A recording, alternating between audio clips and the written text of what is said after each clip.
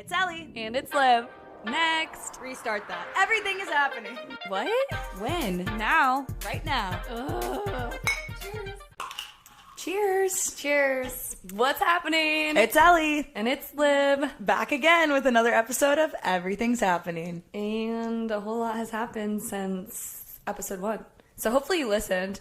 Hopefully you liked it. Hopefully it wasn't cringy. So we did look back at episode 1 and note a lot of things we need to work on. So we appreciate those who have stuck with us. It really wasn't hard to stick with us. It's 2 episodes, so don't give yourself too much credit. It was a little rough, but we're proud of it and we're excited to just continue on upward because that's all we can really do at this point. On and up for 2025. We're here and we're ready to start off with our ins and outs. It's always so awkward when Ellie walks into my apartment because we're just like, do we talk or do we need to save it? Yeah, we have to save the content, the excitement for this. Yes. So, okay, what's your ins and outs? A lot has happened, but my in is going to be collaging because a lot of my friends are doing dry January. I'm doing damp January where I'm trying to only have a few drinks versus a lot in a night. Most people that have been doing dry January have already transitioned over to damp January. It's day 5. Liv is doing dry January. Well, so I've been lying. What? Are you kidding me? Let's go, dude. There's some vodka. No, I'm kidding. Oh. This is actually a coffee and Bailey's. So I was in Palm Springs this past week with my family, and we went to this really cool motel that a drag queen, Trixie Mattel, she started. And I was like, this is a once-in-a-lifetime opportunity to be at this motel. The drinks were super cute. What? When was this? January 3rd. Oh my god. But I told myself that I was going to treat that day like it was December 31st because I didn't drink on New Year's Eve. So it cancels it out. So collaging. Tell me more. So collaging. So my favorite thing is to get a ton of old magazines and go through them and find like funny things that like both inspire me, make me laugh, and that I love. And it's honestly really, really fun. It's like kind of like a scavenger hunt. Like you're like looking therapeutic. I found like some cutouts of Wicked and I was like, yes! But if you've seen my room, I actually have a full collage wall in my entire room of collages I've made for like the past 5 years. And it's hilarious. Ellie, I feel like you're not even giving credit to the words and phrases that you come up with on your collage. There's just so many of them. Every time I go in your room, there's like a new thing that I find in there, and it just makes me giggle. It's like Harry Styles, 420, love. Yeah, it's like have an earth-shaking orgasm. Yes. The funniest things are just found in random magazines. That's my in. What's your in? What's your in? That's my in. What's your in? Well, wait, it's funny because my in was going to be collaging. Shut up. No, it actually was. But I changed it to making homemade cards. Because that's been something I've been doing for a while for my friends' birthdays or Valentine's Day, like making little watercolor Galentine's cards and just customizing it to that person. And I feel like it's like a way for me to be creative, but also I feel like the people who get it are very much... they enjoy the card. That's my in. I'm sure, Ellie, you love the cards I've given you. Yes. The one you made me for Christmas is the tangled up Christmas lights, and it says, at least they work. Because I was like, that's just you. That ties in with everything's happening, honestly. You're out. You never said you're out. Yeah. This is going to be a controversial one, folks. No, it's not controversial. I just feel really, really bad about it. My out is being careless with chopsticks. Last night I went to Japanese barbecue, and it was really, really good. But I had to go to the bathroom, and I wasn't thinking, and I just stuck my chopsticks, like, in my bowl and went to the bathroom, and I came back and sat down, and our waiter came over and grabbed my chopsticks out of the bowl of rice and was like, I'm just gonna fix this for you because this is a really bad omen. And I felt so bad because I've never heard of that before, or like chopstick etiquette, or where you're supposed to place your chopsticks. It means death. It means you're like saying that you're gonna die. And I looked it up. There's also a ton of other chopstick rules that I didn't know. You're not supposed to cross them. You're not supposed to lay them on top of the bowl. You're not supposed to stab your food with them. And all of this is considered like disrespectful. I think it seems like it's a bad omen for you. It seems like you're just like cursing yourself. Like basically I just said that I like am admitting death upon myself or something. Are you nervous? Like, a little bit. I, like, was so embarrassed. I started blushing, and then I couldn't look the waiter in the eye the rest of the meal because I felt so bad. I thought that I offended everyone there. So that's a PSA. Do not be careless with chopsticks. Do not stab them in rice, ever, especially in Japan or at any Japanese restaurant, because they will let you know. I feel like the waiter wasn't, like, disrespected. I feel like he was probably looking out for you. Yeah, that's what I think, he too. sees this blonde girl, and he's like, there's no way she knows chopstick etiquette. Let me give her a pointer. I didn't know chopstick etiquette, but now I do. I researched it for, like, an hour. So that is fully out. And I will literally never do that again because I was so embarrassed. So that's not a good start that I... No, not a good start. It makes me feel like they need, like, a sign at the restaurant. Yeah, or, like, a warning, or, like... pamphlet. A user manual for chopsticks. At least, like, it was just at a River North Japanese barbecue restaurant. Yeah. At least it wasn't in Japan. Now, that's now like I know, stakes. and I'm honestly going to hold my chopsticks in my hand the entire time, because I feel like, what else are you supposed to do with them if you can't cross them, set them, or put them on the bowl? You need like a strap. A holster. You need a chopstick holster. I don't know, but yeah, that's my out, and a PSA to everyone. That is insane. Yeah. So what's your out? My out isn't nearly as important. This is something that's important. Yeah, that's like critical knowledge to have. Like, you don't want to jinx yourself with death. No. My out is Hinge, because I mean, I've only been on one Hinge date, and it wasn't bad, but it wasn't good. With golfer guy? Yeah, golfer guy. Pro golfer. He's not. I found that out on our date, that he's not. Anyway. Wait, doesn't his Instagram bio say pro golfer? But being a pro golfer doesn't mean you're, like, getting paid. It just means you are good enough to compete in the tournaments, but he's, like, paying to enter. So he's not... So he's losing money by being a pro golfer. He's losing money, and the only way he wins money is if he wins a tournament, because he's not sponsored by anyone. So really, he's just, like, trying to be good at something that he's honestly never going to be good at. Did he say if he's ever won a tournament? He said he's been close. So is the app fully deleted? Oh, the app's been deleted. That pro golfer isn't even the reason why I'm deleting Hinge. Pro golfer was nice. He was really nice. Like, we had good banter. I actually really enjoyed our date. And you never texted him again? No, I didn't. There was no potential. He flies to Arizona every week to golf, and I live here. He doesn't live here. So I don't even... Anyway, but that's not why Hinge is out, for multiple reasons. I think that, one, I just don't have the energy to be, like, messaging people on Hinge. And if I want to go on a date with someone, or if someone wants to take me on a date, I will be so much more inclined to say yes if it's an in-person ask versus messaging me or liking my Instagram story or swiping up on my Instagram story. Like, I would be so much more receptive to someone in person, because I feel like that takes balls. And, like, if you're able to do that not knowing someone, then obviously we're going to be able to have a conversation in person. Yeah. So, I mean, like, that's more of, like, a personal out. I mean, everyone do what you want. Like, I feel like I know so many people who have met their significant others, partners, whatever, on Hinge, and they are happy. But just for me, I just don't think that I'm going to find the love of my life on an app. Yeah. So Hinge is my out. That's great. Yeah. I agree. So something unique about this year that I realized while I was flying home, I was watching Catching Fire. It was one of the, like, 10 movie choices on the plane. And I realized we are also in a quarter quell. So I'm not sure how this translates over to us, but I feel like we need to embrace it and really make the most out of it, because quarter quells don't happen every year. How do you make the most of a quarter quell? I think that's what we need to figure out for ourselves. I hope the quarter quell gives me the momentum I need to quit my job. I vividly remember a year ago, January 2024, I was saying to my friends, I'm going to quit my job. I think I've said it every single month of 2024, and I still haven't done it. I always will say, just do it. Just do it. I know, but it's so much harder than just, like... It's much easier said than done, because it's super scary. I feel like you need to have a good setup for yourself afterwards. Yeah. And it's not a decision that can be made rashly.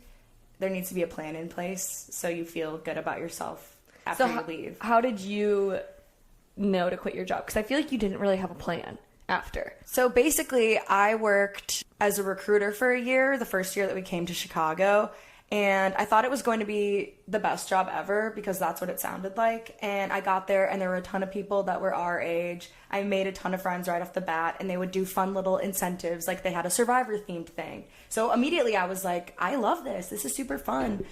And then slowly I began to realize it was more of a trap than anything. Basically, they would give us a good job, like head of procurement, and they would have me and my friend both try to fill that job. The people that we were working with would see all of our candidates, and they would choose between my friends and mine for interviews. So then, basically, long story short, we'd be in the final stages of the process, and they'd be deciding between my candidate and my friend's candidate, and then whoever's candidate got picked got all the commission, which was like thousands and thousands of dollars.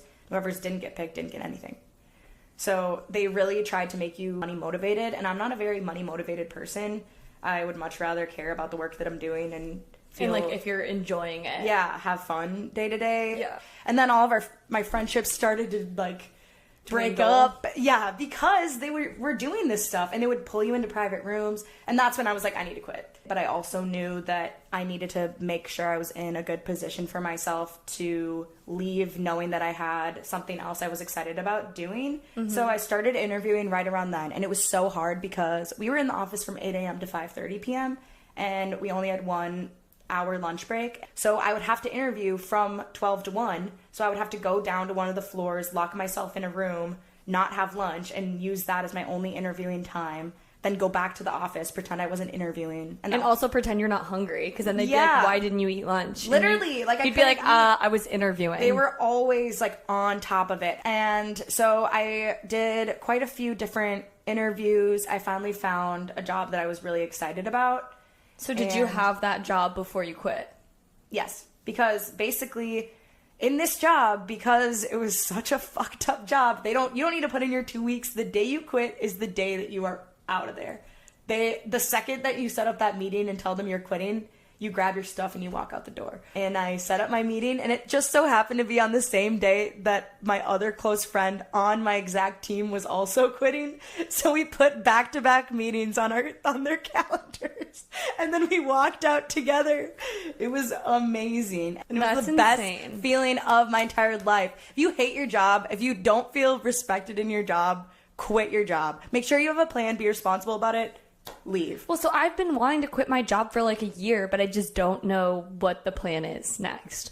Because I have like so many things I have like all these side quests that I want to pursue. For the past year, I've been exploring different paths, but nothing has really stuck. Yeah. And so now here I am a year later, like, yeah, a ton of cool things that I've been a part of, like, I was taking acting classes. I was working at for a jewelry maker, being an extra in a movie. We need to input the pictures of you being an extra in the movie. Yeah, so I got paid. Did you know that? I got like much? $200. Really? When's the movie coming out? It's out. I just don't know the name of it. I was in it for probably like 10 seconds, and all I had to do was flirt with this man in the background. No speaking part whatsoever. $200 is pretty good, though. Yeah, for being... You were there for, like, what, 5 hours? Not even. Damn. No, yes, like, I've done all these different side quests, but I'm just, like, nothing has really stuck. I feel like it wouldn't be the worst thing to find a different job that may not be, like, exactly what you're looking for, but gives you more of the flexibility to explore the options. Have you heard of the book Defining Decade? No. So... it's basically this book about how, like, your 20s are such a pivotal part of your life to kind of create the trajectory that you're going to go on moving forward. And it basically, like, it's not, like, to scare anyone, but it's basically, like, take your career search seriously, take your friendship seriously, take relationships and dating seriously, because decisions you make now will set you up for the future. And so it talks a lot about, like, if you're not happy where you are, like, start making changes. Like, now is the time that you can take these risks. And so, like, I want to do that. I'm just, like, I guess it's just, like, so scary to jump into something new when I'm, like, what if I hate it? Yeah, no, I don't know how that will happen, but I need a new job. No, my dream, Ellie, would be if we got picked up by the Unwell network. We've still got a long way to go. Do we like put our pitch out there right now? Ready, go. Hi, Alex. I'm Liv. I'm unwell, if you can't tell by my physical appearance. I have lots of criteria and credentials and experience that makes me unwell.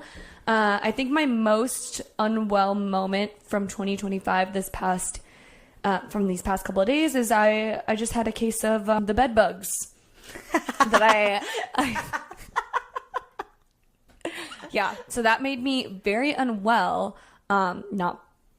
Not just because those little bugs were latching on and sucking my blood, but because I had to hire an exterminator, had to wash every single clothing item I own. Things shrunk because to kill the bed bugs, it has to be 125 degrees Fahrenheit. No, your clothes all shrunk? Not all of them, but like you're not supposed to put Lululemon leggings in the dryer. And like it was either don't dry them and risk bed bugs or dry them and kill the bugs. And like I had to kill them. Dry them and kill the bugs. Right? Like it's obvious. Ew, dude. I've never seen a bed bug in real life, I don't think. Well, the place is clear, so you won't see them here. But, you know, good night, don't let the bed bugs bite has a new meaning for has you. a new meaning. I get very scared at night now. Like oh my God. Yeah. Ew. Well, Liv may have bed bugs, but that's better than having an unknown species living in your back stairwell. I basically had some chocolates for client gifts that I needed to keep inside of my house because we were waiting to put the bags together. So we have a back stairwell and it's on the 3rd floor. So I just kept the chocolates back there. And so they were back there for a few weeks. We go back there all the time. So I saw them. Nothing had happened to them.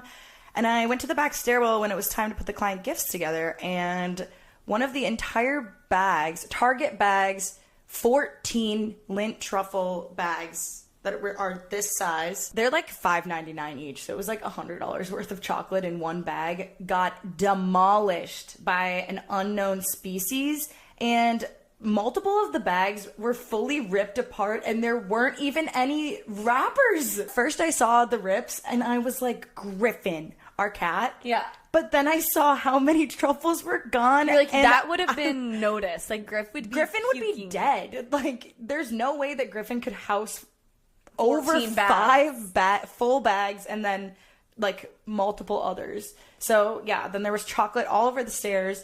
And I cleaned it up and I called our landlord and he said that I need to see what droppings were in the back stairwell to know what type of exterminator to come check on it. But there were no droppings. So he said he thinks a squirrel got into the walls and went up 3 stories and ate all the chocolate and then left. So no exterminator. But there's just an unknown I'm creature telling myself lurking. It was a squirrel. Because I can't really fathom processing or accepting anything else. Okay, so that's definitely a traumatic landlord story. What has been the most... Well, okay, I shouldn't even ask you this question. So Ellie and I used to live together, so I think her most traumatic landlord story oh is my God. also my most traumatic landlord story. The laundry?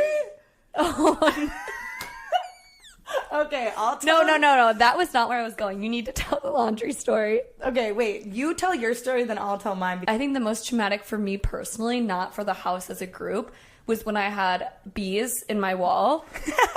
I literally would come to my room. Like, I would be traveling Monday through Wednesday, Monday through Thursday for work. I'd get home, and there's just, like, a bee cemetery. Like, literally, we went in my room one day. There were 20 dead bees. So many bees. 20 dead bees.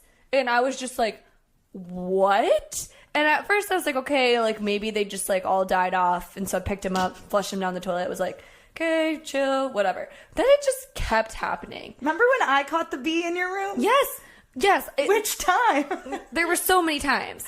Like I was good at catching the bees, actually. And I was pretty helpful. You were. And what we would do is we would tape a cup to a broom and then stick it on like the window, wall, whatever. And then like use something like this to like cover it. Yeah. Which honestly worked well, but bees to me are like the scariest thing in the world. It also didn't help that Liv's bed was directly against the window where the bees were coming in. So I would wake up to phantom buzzing noises because I just thought they were in there. And so I texted the landlord. I'm like, we need someone here ASAP. Like, I'm allergic to bees. Like, I could die. I'm just not allergic, but I'm just very afraid. But I had to pull the allergy card, or else he wouldn't have taken it seriously, because he doesn't do anything unless it's a real emergency. Like, you really have to add a sense of urgency to any of the requests to our landlord. Sometimes he just doesn't even reply. Yeah, he'll be like, sorry, I'm in Mexico on a cruise. Like, can this wait? Like, no, there's bees. Like, I'm scared. When I texted him about the animals in the back stairwell, he goes, where is this? I haven't been there in years. Yeah, like, he doesn't even know the address of our house, which, like, in retrospect I'd rather have it that way, because, like, we throw a few parties now and then. Not that anyone cares, because we have an Airbnb below our unit, and it's always bachelor parties. And so every time it's these, like, drunk ass men, and they're like, hope we didn't keep you up too late last night. We're like, hope we didn't either. It's a very good setup. Like, yeah. There's just, like, a mutual agreement between us and the Airbnb folks. Except when Families. It's not. When families rent it out, shit gets ugly. Or rockers. There was a group of people that were renting the Airbnb, and I think they were all, like, in a band together. I don't know. So basically, I was going to a big music festival the next morning at 8 a.m. So, and this was when I had my 8 a.m. to 5:30 p.m. job. So I had to do my laundry during the day and then come home and flip it. So it would sit in the laundry machine for, like, the day. So I put it in that morning before I left at, like, 6:30 a.m. And we share the laundry room with the Airbnb people, but no one ever really uses it, because who comes to an Airbnb for a weekend and uses the laundry machine? No one. I don't think anyone even, like, goes in that room. But these people, I guess it was the first thing they checked out. So I go downstairs, and my entire dryer and washer load is fully gone, like, disappeared. And I literally did a double take. I was like, And so I text the girls. I'm like, did anyone take my laundry out of the laundry room? And everyone was like, no. And then I hear that there's Airbnb people downstairs. So I was like, did they take my clothes? I had to go down, knock on the door. They open the door, like, what? I'm like, hey, I live upstairs. Did you guys, like, take my clothes from downstairs? And they go, well, yeah. And I was like, what? And they go, we got here, checked the laundry room, immediately saw there were a ton of clothes, so we had them removed from the premises. Like, what? Treating it like it's, like, paraphernalia. Like, also, one, why is the first thing you're doing when you go to an Airbnb checking out the laundry? Like, nobody does that. No, why would you need to do laundry if you're just getting to an Airbnb? It makes no sense. And so then, but the second thing that doesn't make sense is, why would our landlord have them removed from the premises when he knows that we live there and we use the laundry? So then I texted them, and the landlord? Yeah. And I go, hi, it seems as though 2 big loads of my laundry have been removed from the premises. Did you allow this to happen? And he said, I was under the impression it was leftover items from the last people who were staying there. Which, why wouldn't you check with us first? The people that live there and you do laundry all the time there. And then we checked the Ring camera, and there's some random person with a huge laundry bin, and it's literally like 3 feet high. Wait, I didn't know we had this on camera. It's on camera. I don't know if we still have it, but yeah, it's this guy exiting out the front door of the Airbnb with my full 2 loads of laundry, one of them fully wet, and then just walking down the stairs. And I was like, can I please get my clothes back before tomorrow? I have a big trip I'm going on. And they didn't get them back to me in time. I literally go, do you know where my clothes are? And they were like, we are trying to locate them. Like, how is it that difficult? Like, the landlord definitely, like, hires a cleaning service to deal with the Airbnb, but still, like, how is it hard to locate a bag of clothes? So they couldn't locate it for, like, all night. And then on the bus ride there, I texted them and I said, I'm starting to get very concerned. You have not said whether or not you know where my clothes are. There's a lot of important items in there. It's half my closet. So I didn't get to wear any of my clothes that I was planning on wearing at all. Wait, I need to explain it from my perspective. Because you were Ellie was at the music festival at this point. Yeah. And all of a sudden, I go downstairs to do laundry that weekend that Ellie's gone. And there are these 2 giant black bags. They said, well, have someone drop them off. But they didn't even tell us that they were there. Like, I just come to the laundry room, and there's just black bags. Like, garbage bags. And I'm garbage bags. I'm like, I hope these are Ellie's. The clothes are still wet. They're soaking wet, mixed together in black garbage bags left on the floor of the laundry room in the corner. And no one even said anything. No. But we got them back. My favorite story of living at this house is every single winter, we live in Chicago, so it gets like decently cold, but in a well-insulated, nicely built house, like that's not much of a concern. Not for us though. But for us, our little rackety shack of a house was freezing. Like to the point where it wasn't legal temperature. It was literally 48 degrees inside our house when it was negative 20 degrees outside. Yeah. So a lot of things happened during that time. One, we ended up saran wrapping every single window in our house and spent so much money on Amazon for these like saran wrap things like to insulate the windows. We're like, this is so great. We're really just figuring out ourselves, like so proud of ourselves. Then we have a cat, Griffin. Immediately thinks it's a game. He starts ripping through all of the plastic things. There's little cat-sized holes in all of them. And that defeats the entire purpose because they're supposed to be tight. Yeah, and they're just not supposed to have holes in them. Griffin literally goes up to them the second we're done and just boop, so then pokes his claw. Me and my other roommate are like, fuck this. It's freezing. We take duct tape and repair the holes. So we just had duct tape plastic windows for months. And never once did we get, like, anything. Me and Liv made a group chat with him, and you know you can set the image of the group chat picture. We put it to the guy when our house was freezing cold. We did it to the burrow. Liv set it to the guy whose like face is fully blue and there's icicles. There's icicles on his face. And he's like, "Urgh." I was like, maybe now he'll get the message. And like, even despite all of that, I don't think he's the worst landlord. Your toilet still isn't fixed either. Oh my god, I forgot about that. Mm-hmm. So the second I moved in, my toilet just didn't work. So I reach out to the maintenance guy. He comes and he's just like, oh, you just have to flush it this way. And like holds it down for like 5 seconds and it flushes. And I'm like, okay, great. Didn't know that was a thing. So I start doing that. Nope, it's not fixed. He just got a lucky flush. A lucky flush? He had a lucky flush when he came to visit. So I tried to fix it. It just never got fixed. And for every single party, every single time I had friends over, I would warn them, like, hey, don't use this toilet. It doesn't work. Like, and some people didn't listen. Well, we've covered a lot today. And just remember that everything can happen. Yeah, you could quit your job tomorrow, and you should quit your job tomorrow. If you're thinking about quitting your job, this is your sign. And if you want to work for us, we're hiring interns. You won't be paid.